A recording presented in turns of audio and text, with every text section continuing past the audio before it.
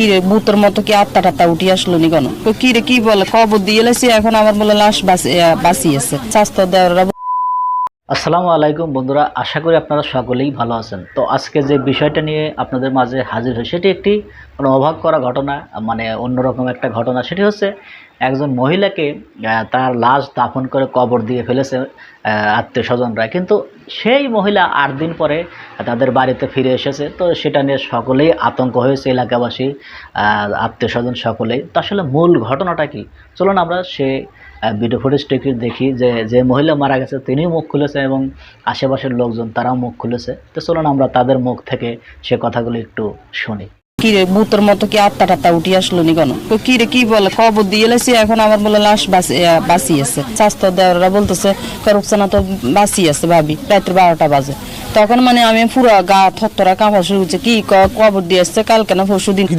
হিতি মরি গেছে অন আর আবার আইলো দেন। তো আমি নিজে স্থায়ী মসজিদের ইমাম হিসাবে জানা পড়েছি। আমি পরবর্তীতে শুনতেছি এদের লাস্ট যেটা বলছে এটা ফিরে আসছে। বাংলাদেশের ম্যাজিস্ট্রেটের গাড়ি ভাঙছে, ফেনী ম্যাজিস্ট্রেটের গাড়ি ভাঙার পরে স্টেলাইনে উঠছি। স্টেলাইনে উঠার পরে আমি চলে গেছি নয়াপল্টন। আমার অর্ধেক কাপড় ছিল নানাবাড়িতে, অর্ধেক ছিল আমার খালতো চাচতো বোন একটার কাছে। এগুলো নেওয়ার জন্য আসি শুনি আমি মারা গেছি। বলতেছে আপনার নাকি মারা গেছেন। আমি বলি আমি মারা গেলে আমি এখানে কিভাবে আসছি। রাত্র 12টা বাজে ঘটনাটা মানে শুনি, তখন মানে হঠাৎ করে ডরা মানে আতঙ্কের ভিতরে ভয় পাইছি।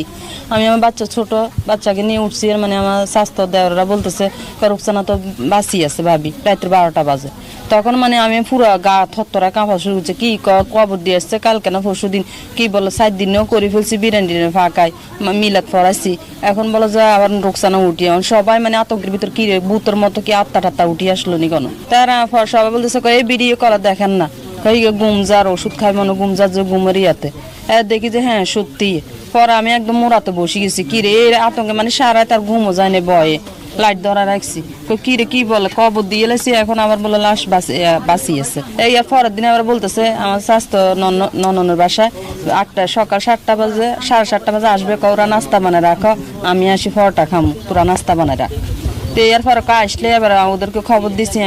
ওরা বুড়া তো সবাই গাড়িতে টাড়িতে সবাই খবর দিই, আমার বাসুরের খবর দিছি, আমার হাজবেন্ডের খবর দিছি, সবাই বলছি। আমি ঢাকায় ছিলাম, আমি মূলত বেড়াতে আসছি। আমি চট্টগ্রাম থাকি, চট্টগ্রাম 23 নম্বর ওয়ার্ডের। আমি মূলত বেড়াতে আসছি ফেনীতে ঈদ করবো বলি নানার বাড়িতে। তো ফেনীতে ঈদ করা হয়নি, আমি ঢাকাতে চলে গেছি। তার কারণ হচ্ছে ফেনীতে 12 দিন ছিলাম। এখানে 12 দিন ভাঙচুর করছি গাড়ি।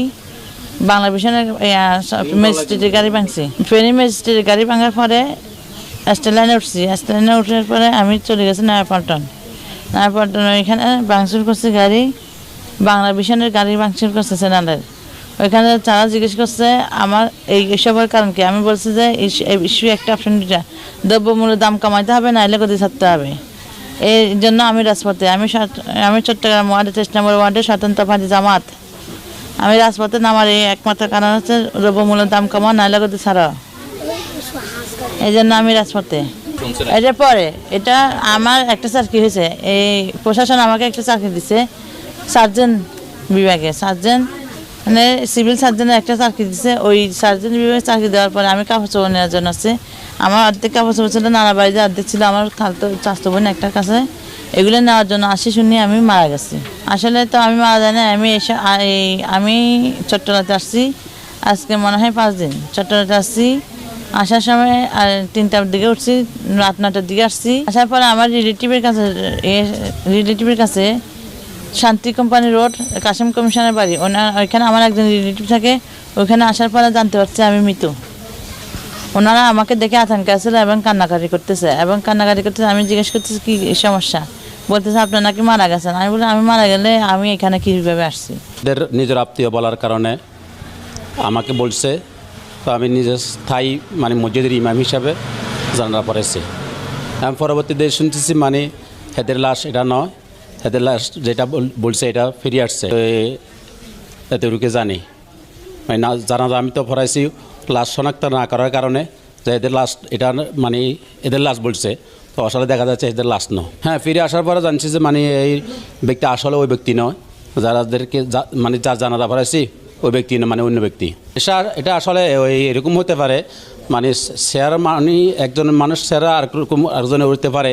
তো এরা মানে বলার পরে মানুষ তো আসলে অনেক দিন, এটা তো মারা যাওয়ার পরে অনেক দিন পরে খবর পাইছে। তো তার চেহারাটা এমন অবস্থা হয়ে গেছে যার কারণে চিনতে পারে নাই।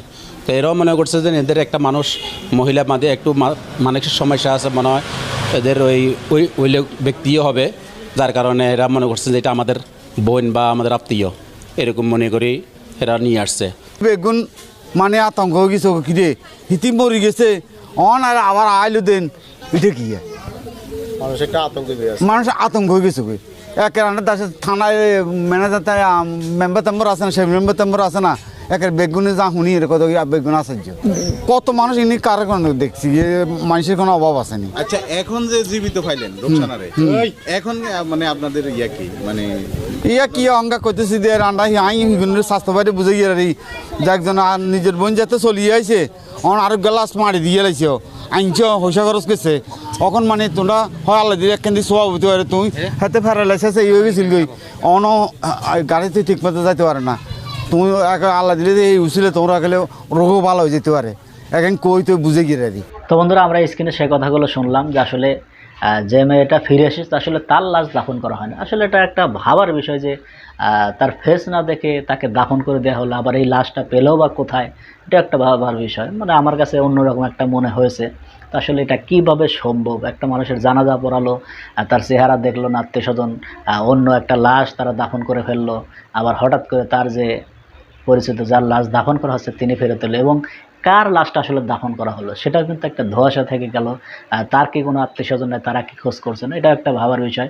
তো এই বিষয় নিয়ে আপনাদের যদি কোনো মতামত থাকে অবশ্যই কমেন্ট বক্সে জানিয়ে যাবেন। তো বন্ধুরা, ভালো থাকবেন, সুস্থ থাকবেন, দেখা হবে পরবর্তী কোনো ভিডিও নিয়ে। সে পর্যন্ত ভালো থাকুন, আল্লাহ হাফেজ।